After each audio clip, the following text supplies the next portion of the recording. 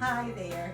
Today we're going to be making some really easy oven baked fajitas. My middle son, my youngest son actually, cooks on a Tuesday night and he wanted to make fajitas this week, but it doesn't seem that we can be in the kitchen together without fighting.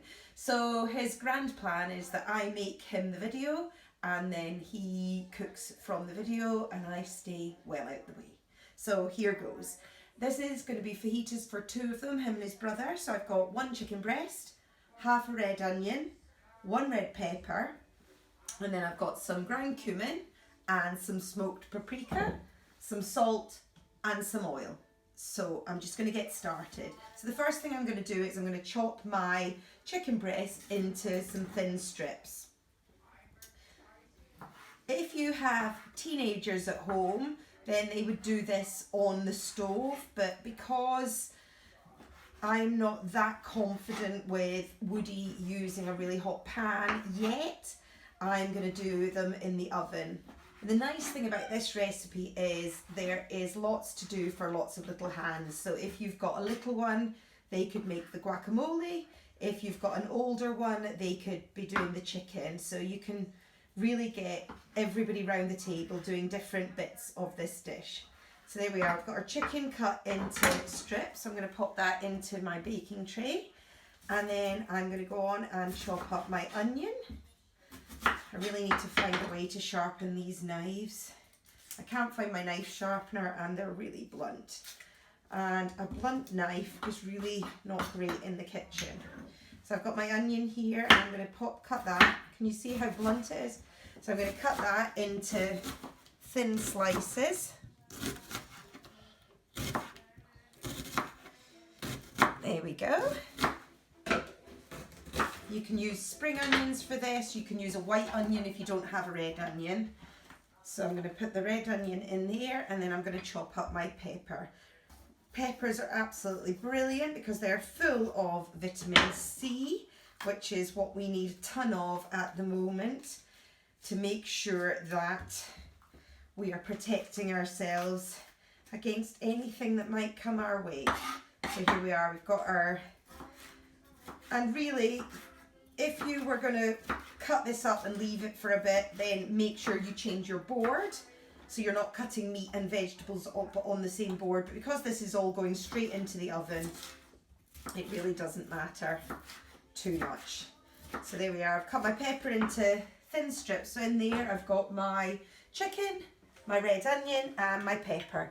And I'm just going to add, I'm having to measure things, I'm adding a tablespoon of olive oil. Again, sunflower oil, rapeseed oil will do the job just as well.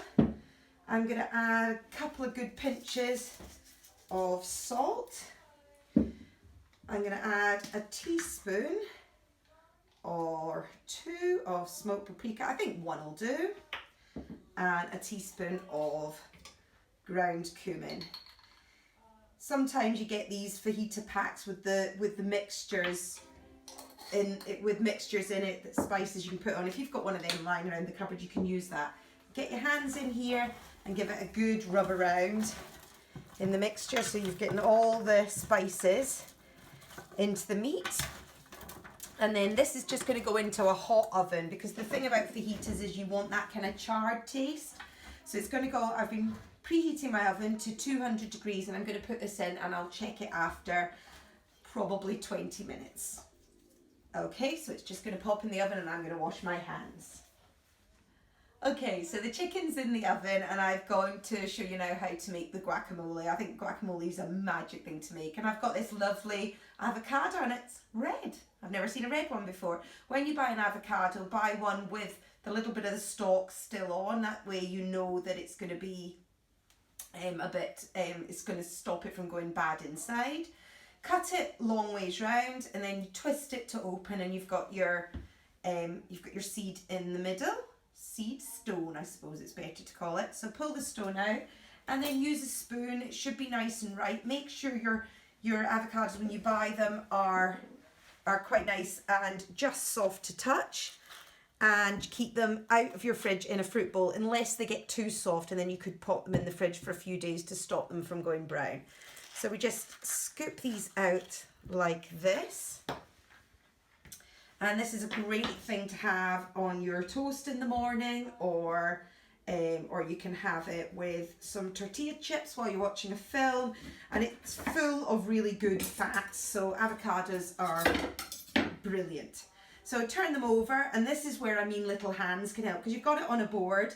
You can either use a fork to mash them out, or you can use a masher. So just get it mashed nice and roughly, like so. And then I'm going to add into it some lime juice, and lime juice has got two uses. One is it tastes really nice and gives it a nice zing, but it also stops it from going brown. So you can make it not too far ahead, but you can make it a little bit ahead and let it stand. And then I'm going to add, so that was about the juice of half a lime. Some limes yield more juice than others, so if you find it hard to get the juice out, you can pop it in the microwave for 10 seconds, but be careful because you can get them quite hot inside. And then I'm going to add a teaspoon or so of olive oil and a good pinch of salt, and I'm going to get mashing again. If you've got it in, you can add in some coriander or some parsley. Fresh herbs are fantastic to use because they are so full of goodness, and they're full of loads of immune boosting properties. And coriander is one I particularly like because it takes toxins out of the body. And I think if you can find something that tastes nice and does a good job, then why not? So I've got some coriander here. The coriander that we get in the supermarkets, the stalks aren't particularly tough or fibrous, so I just use the whole thing. Cut up your stalks, your leaves. You can use parsley if you can't get hold of coriander. There we go. So I've got that now, and I'm just going to add that in. Because everything's done on the board, it's really easy to do. So there we go. We've got our coriander here. I'm just mixing it all in together. Okay, so it's been 20 minutes since the chicken and the peppers were in the oven. I've given them a shovel about with a spatula, and I'm going to leave them for 5 more minutes. In this time I'm going to put my tortillas in the oven. So I've got 2 flour tortillas. I've got wholemeal ones, they're a bit more healthy, and I'm running out of tin foil, so I'm kind of folding them over a little bit.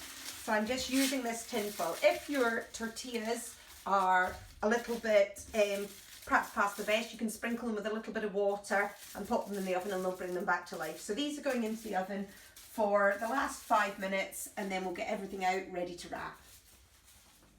Okay, so that's been 25 minutes in the oven. There's our chicken and our peppers and our red onion.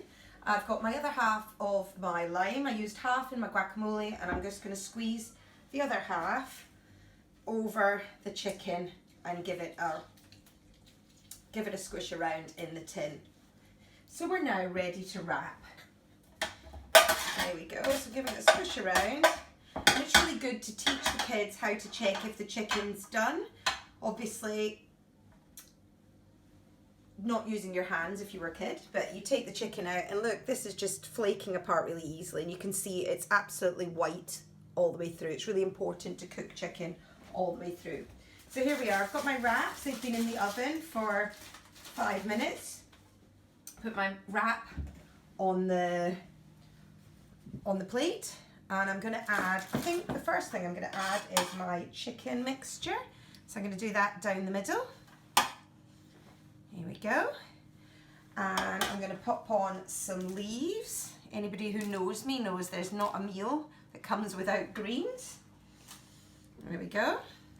I'm going to sprinkle on some extra coriander, and I'm going to put some dollops of guacamole.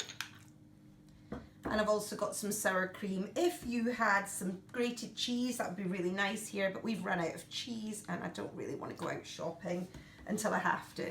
So there we go. If you wrap half over, pushing your filling in, and then fold the bottom up. I think I've overfilled this a little bit. There we go. You can wrap the bottom end, I'll show you. in a bit of tin foil. I'm running out of tin foil as well. I'm running out of everything.